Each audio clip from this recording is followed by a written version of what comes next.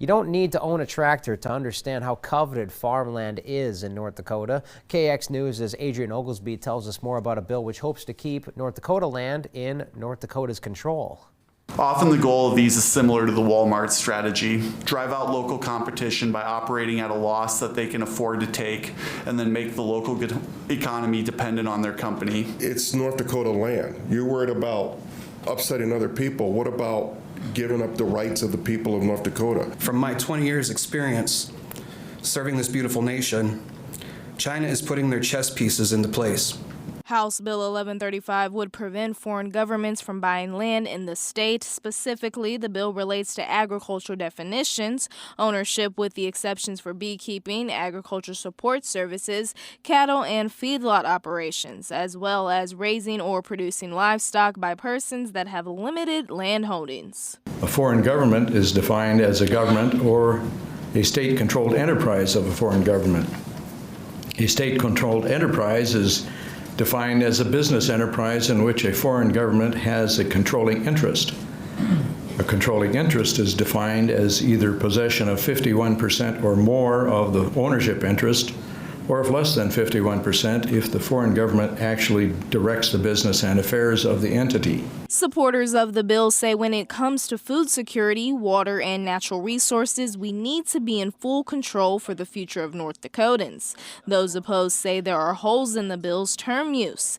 Members of the House Ag Committee say, in a sense, the industry is reliant on some foreign relationships, saying they are our quote-unquote friends. Representative Craig Hedlund says it may just be easier to provide within the bill a list of those we don't want to do business with.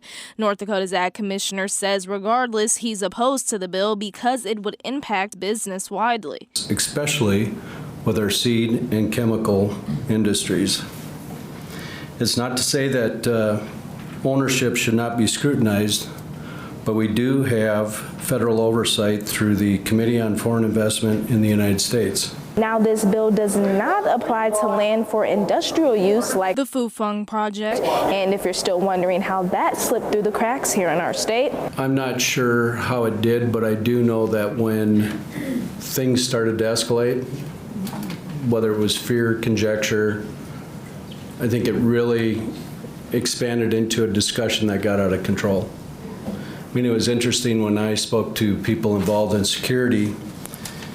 And I'll say this publicly, I mean, North Dakota was identified as having 2 universities that specifically recruit students from China and the Middle East. One of them actually has an aerospace program that operates just 5 miles from the Air Force Base. I was also reminded it takes people to do these things, given the fact any foreign country already knows what's going on in the United States. At least the more developed countries have satellites. So being located next to something they said is a bit irrelevant, but it's really about the people. Who's infiltrating, who's doing what. Representative Clemeen wishes to put a stop to the lend and ownership of our agricultural land to our enemies. He says the idea is that if the enemy controls how we eat, when and if things shift, how then will we eat? reporting for KX News, I'm Adrian Oglesby.